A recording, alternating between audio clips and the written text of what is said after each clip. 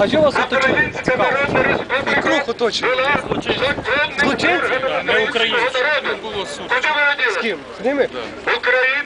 Ви з ними сутичку можете зробити? Наші брати ніхто не затримав. А що такого? Холодки оточили. Охорона громадського порядку. А це така охорона нинче? Кожному українцю помилишеневе. Охорона? Скоро буде.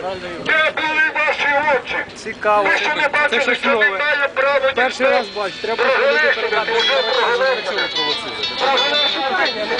Оточили всіх людей. Ви ж бачите, Там оточили, тут оточили, а там не оточили нікого. Чому?